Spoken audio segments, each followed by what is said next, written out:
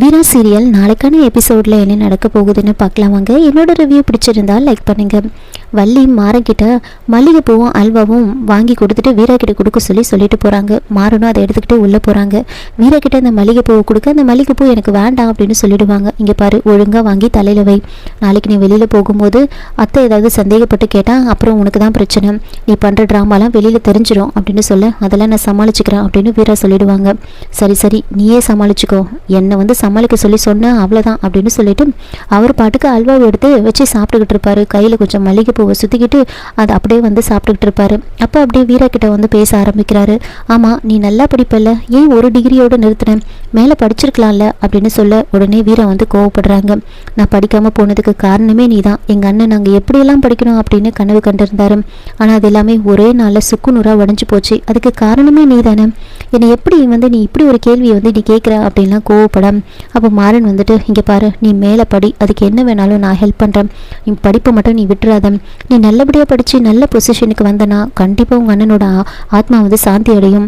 நான் சொல்கிறத சொல்லிட்டேன் அப்படின்னு சொல்லிட்டு மாறன் கையில் இருந்த மல்லிகைப்பூவெல்லாம் அந்த பாயில் பிச்சு போட்டுட்டு அப்படியே படுத்து தூங்குறாரு. மறுநாள் காலையில் வீரா எந்திரிச்சு வள்ளி கொடுத்த அந்த மல்லிகைப்பூவை அதுலேருந்து உதிர்த்து எல்லாத்தையும் பெட் மேலே போட்டுட்டு அங்கேருந்து வெளியில் வராங்க. வெளியில் கண்மணி கரெக்டாக வெயிட் பண்ணிகிட்டு இருப்பாங்க. கண்மணியை பார்த்ததுமே வீரா அப்படியே ஆக்ட் பண்ணுறாங்க. இந்த மாறன் ரொம்ப மோசம் தெரியுமா அப்படின்னு வெக்கப்பட்டுக்கிட்டே பேசிக்கிட்டே போகிறாங்க.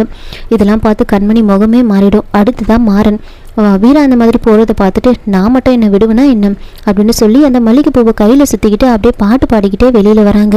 இவங்க ரெண்டு பேரும் இப்படி போகிறத பார்த்ததுமே கண்மணி ஓடி போய் உள்ளே போய் பார்க்குறாங்க. உள்ளே போய் அந்த பெட்டெல்லாம் பார்த்துட்டு ஐயோ இவங்க ரெண்டு பேருமே அப்போ சேர்ந்து வாழ ஆரம்பிச்சிட்டாங்களாம், நாம் எப்படி இவங்களை பிரிக்கிறது அப்படின்னு யோசிச்சுக்கிட்டு இருக்காங்க. நேராக அவங்க அத்தைக்கிட்ட போய் விஷயத்த சொல்கிறாங்க. எப்படியாவது நாம் அவங்க ரெண்டு பேரையும் ஒன்றா சேர்ந்து வாழ விடக்கூடாது, ஏதாவது பண்ணணும். ஆனால் இதில் என் தங்கச்சிக்கு எதுவும் ஆகக்கூடாது, அதனால தான் நான் இவ்வளோ பொறுமையாக யோசிச்சுக்கிட்டு இருக்கேன் அப்படின்னு சொல்கிறாங்க.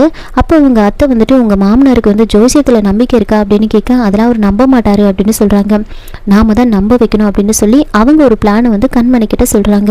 இன்னொரு பக்கம் மாறன் கடைக்கு போவார். அங்கே மாறன் மட்டும் தனியாக வரதை பார்த்துட்டு கடையில் இருக்கிறவங்க எல்லாரும் என்ன இது அண்ணி வரலையா, உங்களுக்கும் அன்னிக்கும் ஏதாவது பிரச்சனையா அப்படின்னு கேட்க, அதெல்லாம் எதுவும் இல்லை, இப்போ இந்த கடைக்கு அவங்க யார் அப்படின்னு கேட்க அண்ணி அப்படின்னு சொல்கிறாங்க. ஏய், அது உறவு முறைடா, இந்த கடைக்கு யார் அவங்க அப்படின்னு கேட்க சின்ன முதலாளி அம்மா.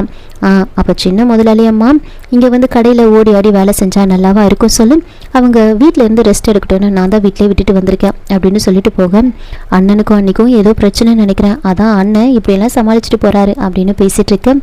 அங்கே வீட்டில் வீரா கடைக்கு கிளம்பி வந்துக்கிட்டு இருக்காங்க. அப்போது கண்மணியும் அவங்க அத்தையும் வீரா கிட்ட போய் பேசுகிறாங்க.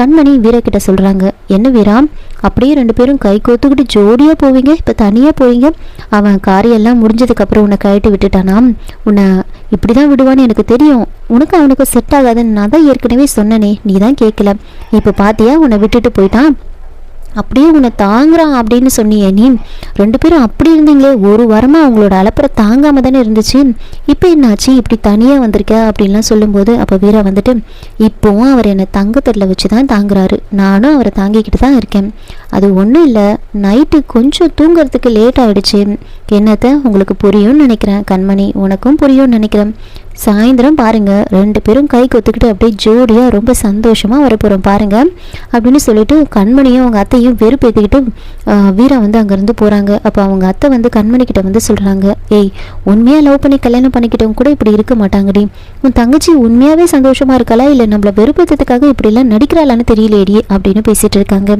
இதோட இந்த எபிசோடை முடிச்சிருக்காங்க. என்னோட ரிவ்யூ பிடிச்சிருந்தா லைக் பண்ணுங்கள், மறக்காமல் சப்ஸ்கிரைப் பண்ணுங்கள். தேங்க்யூ.